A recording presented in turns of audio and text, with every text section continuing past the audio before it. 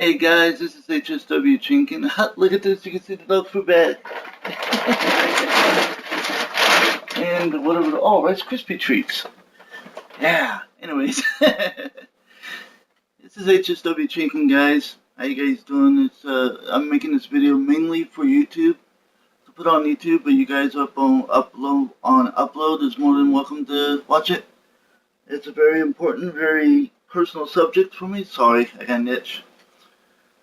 It's about my testimony and why I believe in Jesus and God and why I believe as strongly as I do. Well, when you hear this testimony, you're going to realize that there's no reason why I should believe in Jesus. None. Because you're going to hear just some of the stuff that I've been through in my life. I'm not saying I've been through the worst stuff in my life. But for me and my personality and the way I am, it was pretty bad. I was born... Excuse me, sorry. I am water. I was born 80% deaf. And I had slight scoliosis in my spine, which is bending of the spine. They wanted me to put on leg braces. We didn't have the money for that.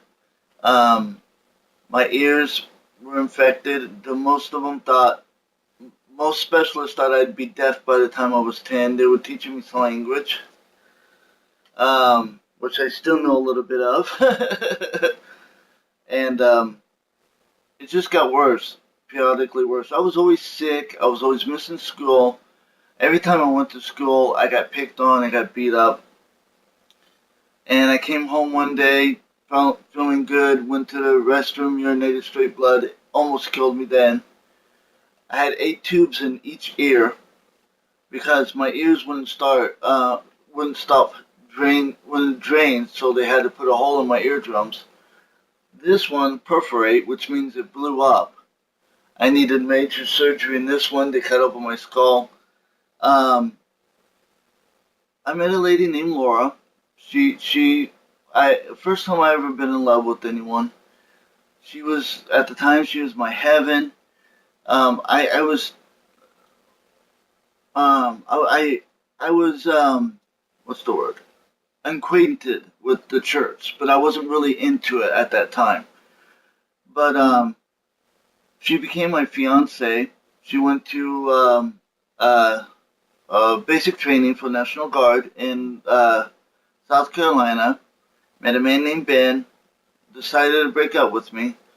This, from here on, happened in 1 year. I lost my father that year. I lost Laura that year, my fiance.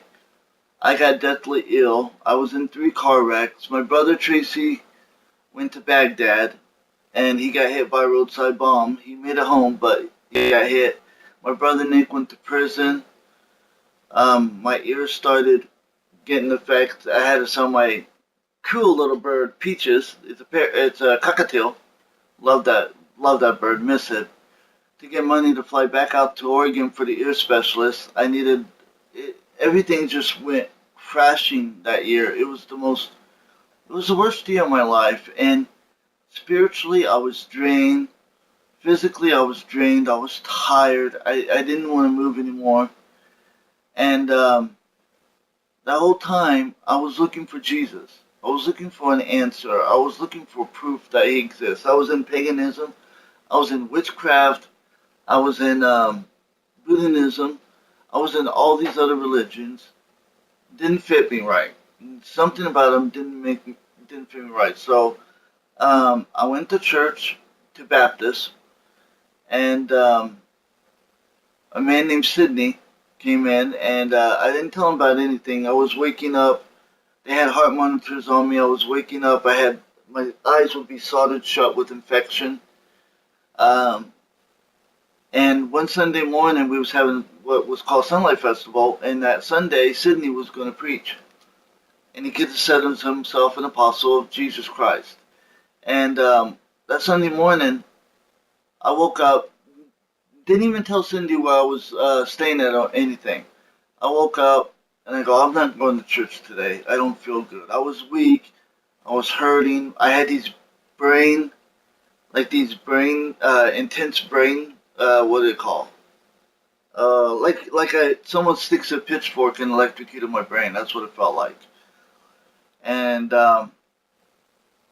Sydney calls about 20 minutes after I said that, and my friend JP goes, "Sydney's on the phone," and I go, "Yeah," and he goes, Sydney goes, "Travis, the Lord just spoke to my heart saying you're not coming to church today." It blew my mind. I just made up my mind inside of my head that I wasn't going. And I go, "Yeah, I feel horrible." And he goes, "God told me to let you know to be there. He's going to heal you today. You've got to be there." And I was thinking, maybe this is the proof. Maybe this is the leap of faith that I need to take. So I went to church. I'm going to try not to make this video too long. I went to church that morning. And I walked up to get prayer. And Sin looks at me and he goes, "You're the one. God says your suffering is over today. He's going to heal your ears, heal your heart, heal your pancreas, heal your gallbladder, and death is going to be removed from you." Because I literally did feel like I was dying. I really did. It was horrible. And I was like, okay. And he started praying for me. I started feeling all this weight lifted up off my shoulders. All this stuff I went through with my mom, my dad dying, my brother Tracy going to Iraq, losing my fiance, which at the time was the only person I've ever loved like that, I ever fell in love with. And all that was just lifted off my shoulders, and the release of it was amazing. And my ears instantly started feeling better. And that was it. I knew that something about this was different, and there's no way I can prove it. There's no way I can medically prove it. I know what happens. So either you guys take my word for it, or you don't. But what I realized and what I've experienced through the Lord and Savior, I know there is a God. I know Jesus Christ died on the cross for me. I've seen it. I've felt it. I've been there. Sometimes his answers are no when you pray for him. At that time, a lot of them was yes. He's used me for a lot of things. And after I got saved, look at me. I'm disabled. I've gone through a lot of medical problems. People going, wait a minute. I know what you're thinking. And some of you may be thinking this now. God said your suffering's over today, but yet you're still taking 12 pills a day. And you're still going through all this health problems. And you're still suffering health-wise. What's the deal? I told you your suffering was over today. A lot of people get this mixed up in the Bible. They get things mixed up physically and spiritually in the Bible. When God talks about, they think God's talking about the physical world when he's actually talking about the spiritual world. You're right, I'm sick. I suffer physically. And the Lord did tell me my suffering was over today. That day. He did heal me from death. He did heal me from death. I instantly started feeling better. I moved down here to help my mom. He did end my suffering. He ended my spiritual suffering. He ended all the spiritual bondage that I was stuck in with my brothers and my family and my dad and my fiance. He released all that. I was no longer suffering from that. And suffering from a spiritual bondage is a lot worse than suffering from physical elements. A lot worse. And harder to deal with. I haven't suffered spiritually since. And I never will, because of his promise to me. And I've experienced things. I've experienced prophecy. I've experienced healings. I've experienced things that I've seen that people don't see their whole lives, that they've been looking for Jesus. That's just the way the Lord led me to him. That's the way the Lord wanted me to know how to know him. That's all that is. And the bigger relationship I made with Jesus, the more I believe that he is real. There's no doubt in my mind. I mean, it's amazing.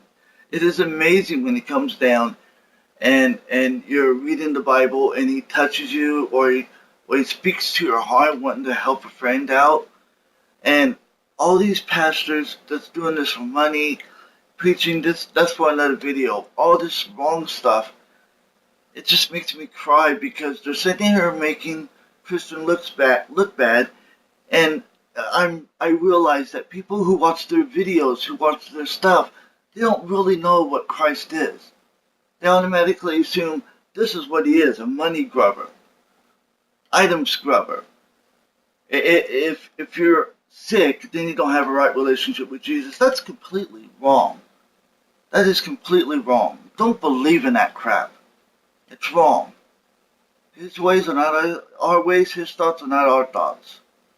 There was plenty of times Paul asked for healing in the Bible, and God said, no, for my grace is enough for you. My physical condition right now is a blessing and a ministry that I use to get people to talk about Jesus. Sorry, I'm taking more meds and it's making my mouth dry. To talk about Jesus. It's already going on 11 minutes. I'm going to have to end it here. If you guys want to know more about this, what I said, what happened to me that year, that doesn't even fathom what I've been through in my life. It's been a hard life for everyone. I've never drank, I've never smoked, I've never done illegal drugs, ever. I just never was into those things. That was just my choice. I'm not against anyone who does those things, but because that's just the choice that I made. Does that mean I'm a better person than everyone else? No way. No. I'm no better. And people who think they're a better person just because they know Christ, they need to get slapped or their head examined, because I am no better than anyone else on this planet. No one. And I have no right to think that way. Because I'm not any better. I'm not any better. I'm human. Everyone's human. I love just like everyone else loves.